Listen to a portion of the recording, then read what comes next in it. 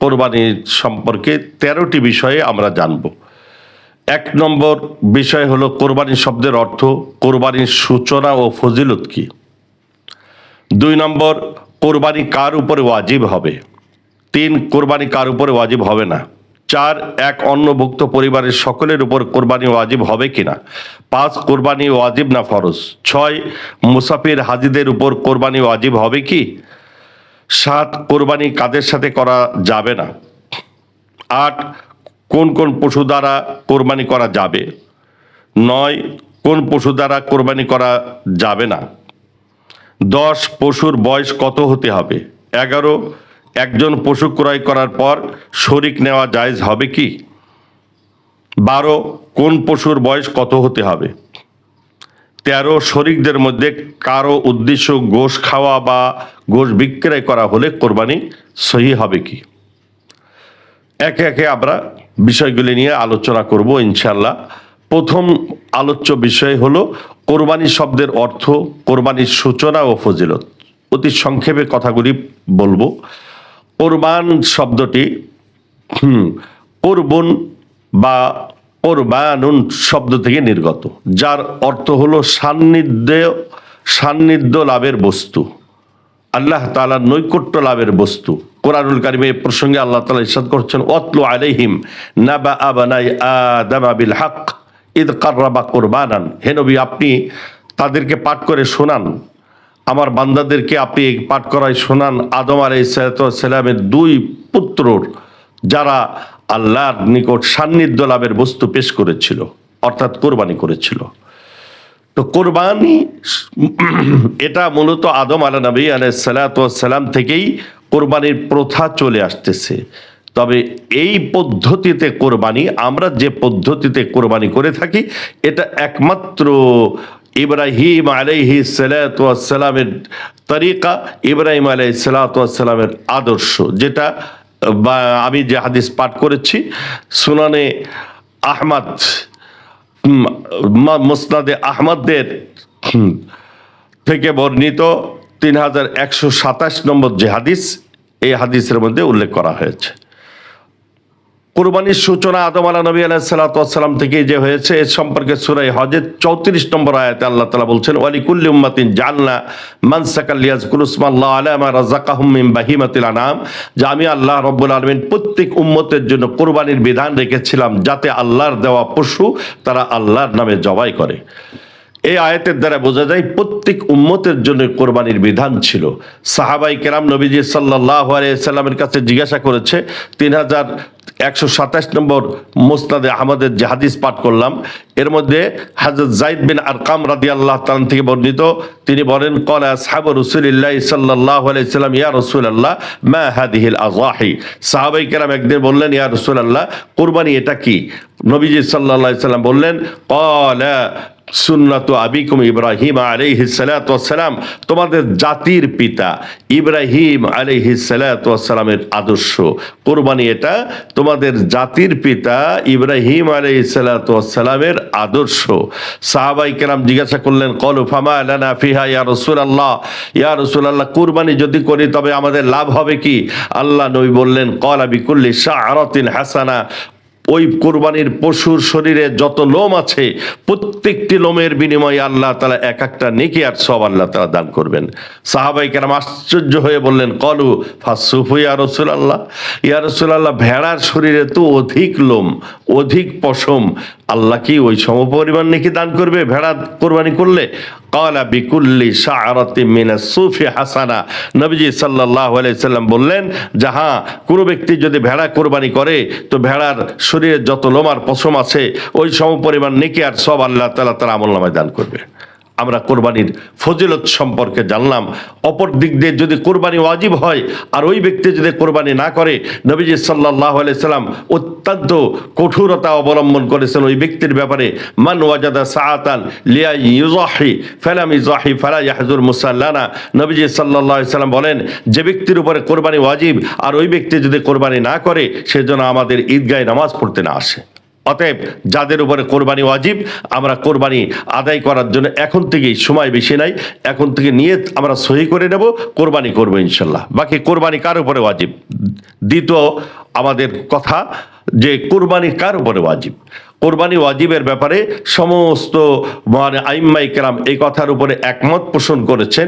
যে ব্যক্তি নিসাব পরিমাণ মালের মালিক হবে 10, 11, 12, 10ই জিলহজ, কোরবানির যে দিন আমরা করে থাকি, 11ই জিলহজ, 12ই জিলহজ, এই 3 তারিখের মধ্যে কোনো ব্যক্তি যদি নিসাব পরিমাণ মালের মালিক হয়, অর্থাৎ 52.5 তোলা রূপা, 7.5 ভরি স্বর্ণ, বা তার ওই পরিমাণ সামানা, ঘরের অতিরিক্ত মাল আসবাব ধরে হিসাব করে দেখা যাবে, যদি এই পরিমাণ মালের কোনো ব্যক্তি মালিক হয়, অর্থাৎ যার উপরে সদকায়ে ফিতর ওয়াজিব, এর জন্য 1 বছর থাকার কোনো প্রয়োজন নেই, এমনকি ওই দিনের মধ্যে সে মালিক হয়ে গেল, এই পরিমাণ 52.5 তোলা রূপার মূল্য, বর্তমান বাজার মূল্যে হয়তো বা 85-90 হাজার টাকা, এই 85,000-90 হাজার টাকা নগদ থাকার প্রয়োজন নেই।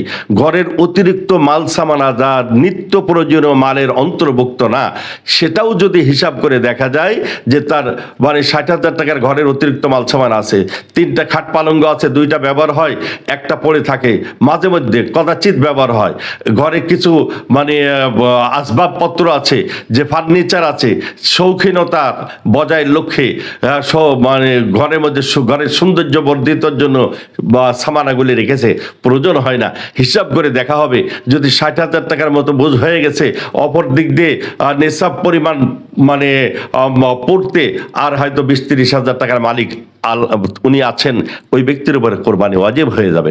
এক কথায় সদকায়ে ফিতরের নেশাব আর কোরবানির নেশাব এক, এর জন্য নগদ পরিপূর্ণ ক্যাশ থাকার প্রয়োজন নেই।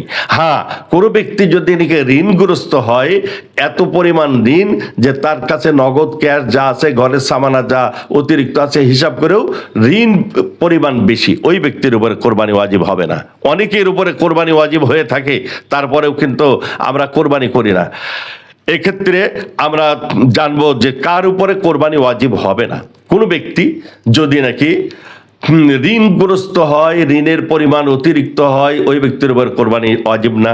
অনুরূপ যে ব্যক্তি মুসাফির, সফররত অবস্থায় আছে, ওই 3 দিনে ওই ব্যক্তি সফরের কাটাচ্ছে, মুসাফির, শরঈ মুসাফির যদি হয়, শরঈ মুসাফির বলতে নিজ এলাকা থেকে 48 মাইল দূরে, 48 মাইল শরঈ মাইল, অর্থাৎ বর্তমান কিলোমিটার হিসাবে 78 কিলোমিটার দূরে যদি কোনো ব্যক্তি অবস্থান করে, 15 দিন থেকে কম নিয়েতে যদি অবস্থান করে, তাহলে ওই ব্যক্তি মুসাফির।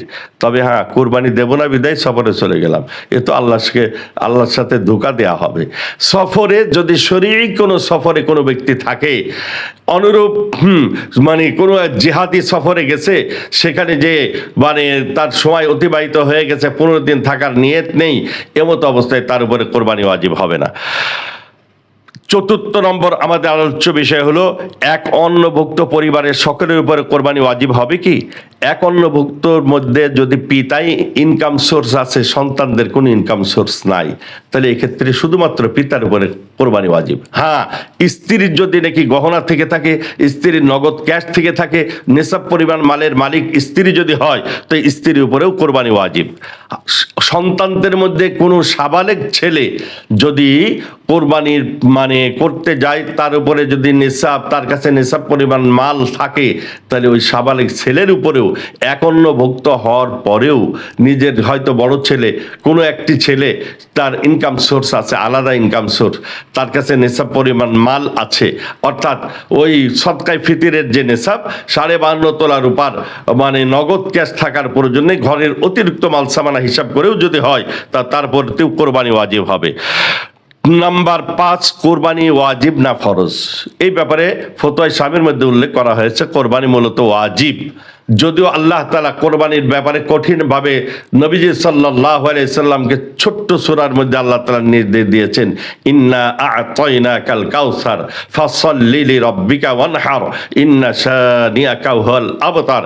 হে আমার পয়গম্বর, আমি আল্লাহ তাআলা আপনাকে হাউজে কাউসার দান করেছি। হ্যাঁ, ইন্না আ'তাইনাকাল কাউসার ফাসাল্লি লিরাব্বিক, আপনি আপনার রবের জন্য নামাজ পড়ুন, ওয়ানহার, এবং কোরবানি করুন। কোরবানির নির্দেশ কোরআনুল কারীমে কারিমে এসেছে কোরবানি করা ওয়াজিব। মুসাফির হাজিদের জন্য 6 নম্বর আলোচ্য বিষয় হলো মুসাফির হাজিদের উপরে কোরবানি ওয়াজিব হবে কিনা। হাজিরা যদি মানে সফর অবস্থায় থাকে, কোনো একটি জায়গায় 15 দিন থাকার নিয়ত না থাকে বা পরিবেশ না হয় 15 দিন থাকতে হবে, এক্ষেত্রে তো তার উপরে কোরবানি ওয়াজিব হবে না। হ্যাঁ, মক্কাতুল মুকাররমা এসে 15 দিন থাকবে, মুআল্লিম বলে দিয়েছে 15 দিন, তার উপরে কোরবানি ওয়াজিব হয়ে গেছে, এই ক্ষেত্রে কোরবানি করা লাগবে।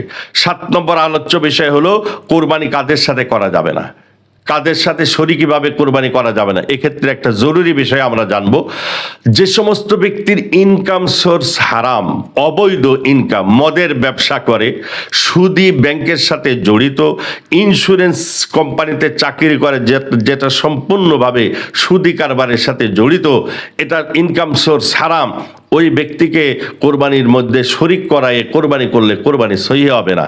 যে হ্যাঁ, ওই ব্যক্তির যদি বৈধ ইনকাম থেকে থাকে, হালাল ইনকাম থেকে থাকে এবং হালাল উপার্জিত ওই টাকা দিয়েই যদি কোরবানিতে শরিক হয়, এক্ষেত্রে তাকে যদি শরিক করে নেয়, তবে কোরবানি করা, তার সাথে কোরবানি মিলিয়ে করা জায়েজ আছে।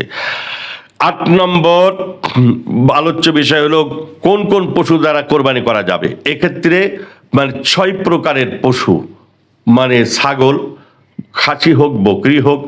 2 নম্বর দুম্বা, মানে নর নারী, অনুরূপ ভেড়া। 3 নম্বর হলো ভেড়া, এর মধ্যে নর নারী। 4 নম্বর হচ্ছে গরু, সেটা গাভী হোক বলদ হোক। 5 নম্বর হলো মহিষ, মহিষের মধ্যে নর নারী উভয়টা। 6 নম্বর উট। এই 6 প্রকারের প্রাণী দ্বারা কোরবানি করা, গৃহপালিত পশুর মধ্যে 6 প্রকারের প্রাণী দ্বারা, চতুষ্পদ জন্তু দ্বারা কোরবানি করা বৈধ। এই কোরবানির ব্যাপারে পশুর বয়স কত হতে হবে, এটার আগে আরেকটি বিষয় আমরা জানবো, সেটা হলো কোন কোন পশু দ্বারা কোরবানি জায়েজ হবে না। এটা তো কোরবানির কোন কোন পশু দ্বারা জায়েজ হবে জানলাম। এরপরে আমরা 9 নম্বর বিষয় জানবো কোন কোন পশু দ্বারা কোরবানি জায়েজ হবে না। এই ক্ষেত্রে ফতোয়ার কিতাবের মধ্যে যেটা এসেছে, জন্ম থেকে যে পশুর কান নাই, এই পশু দ্বারা কোরবানি জায়েজ হবে না। অনুরূপভাবে কানের 3 ভাগের 1 ভাগ কাটা, এই পশু দ্বারাও কোরবানি জায়েজ হবে না। 3 নম্বর, যে পশু খোঁড়া বা ন্যাংরা, 3 পায়ের উপরে ভর দিয়ে চলে, 4th পা জমিনে লাগাতেই পারে না, ওই পশু দ্বারাও কোরবানি জায়েজ হবে না। অনুরূপভাবে যে পশুর দাঁত শুরু থেকেই মানে দাঁত যা ছিল সম্পূর্ণ দাঁত পড়ে গেছে, দাঁত যদি সম্পূর্ণ দাঁত পড়ে যেয়ে থাকে, কোরবানি সহি হবে না। হ্যাঁ, বেশিরভাগ দাঁত আছে, কিছু দাঁত পড়েছে, কোরবানি জায়েজ হবে। অনুরূপভাবে শিং একবারে মূল থেকে উঠে গেছে অথবা বিলকুল শিংই নাই, শিং যদি মূল থেকে উঠে যায়, একবার মূল থেকে শিং যদি উঠে যায়, তাহলে এই ক্ষেত্রে ওই পশু দ্বারা কোরবানি জায়েজ হবে না। 10 নম্বর আলোচ্য বিষয়ে আমরা জানবো পশুর বয়স কত হতে হবে। এক্ষেত্রে ওলামায়ে কেরাম সকলে যে কথাটির উপরে একমত, ছাগল, দুম্বা, ভেড়া এগুলির ক্ষেত্রে পরিপূর্ণ 1 বছর হতে হবে। 1 বছর বয়সী যদি হয় তাহলে কোরবানি করা সহি হবে। গরু মহিষ এই দুইটির ব্যাপারে পুরাপুরি 2 বছর বয়স না হলে তার কোরবানি সহি হবে না। আর উটের ক্ষেত্রে, উট দ্বারা যদি কোনো ব্যক্তি কোরবানি করে, তাহলে এক্ষেত্রে তার বয়স কমপক্ষে 5 বছর বয়স হতে হবে। 11 নম্বর আলোচ্য বিষয় হলো শরিকদের মধ্যে কারো উদ্দেশ্য যদি গোশ খাওয়া বা গোশ বিক্রয় করা হয়, তাহলে কোরবানি সহি হবে কিনা। আসলে কোরবানি তো একমাত্র লিওয়াজহিল্লাহ, আল্লাহর সন্তুষ্টি অর্জনের লক্ষ্যে। দুনিয়াবি উদ্দেশ্য হয়ে গেছে গোশ খাওয়া বা গোশ বিক্রয় করা, ওই ব্যক্তির পশু দ্বারা মানে কোরবানি করা, মানে ওই ব্যক্তিকে যদি শরিক হিসাবে কোনো ব্যক্তি নিয়ে থাকে, তাহলে ওই ব্যক্তির শরিক হিসাবে যদি গ্রহণ করা হয়, তার সাথে কোরবানি সহি হবে না। আরেকটি বিষয় আমরা জানবো যে একজন ব্যক্তি যদি কোনো পশু ক্রয় করে, পরবর্তীতে শরিক বানাতে পারবে কিনা, শরিক নিতে পারবে কিনা। এক্ষেত্রে ঊর্ধ্বে তো 7 জনের বেশি কোরবানি করা একত্রিত, মানে গরু, মহিষ, উটের মধ্যে ঊর্ধ্বের 7 জন শরীক হতে পারবে। কিন্তু একজন ব্যক্তি একটা পশু ক্রয় করলো, সেই লোকটি যদি গরিব হয়, এই ক্ষেত্রে মাসালা ভিন্ন, তার উপরে কোরবানি ওয়াজিবই না।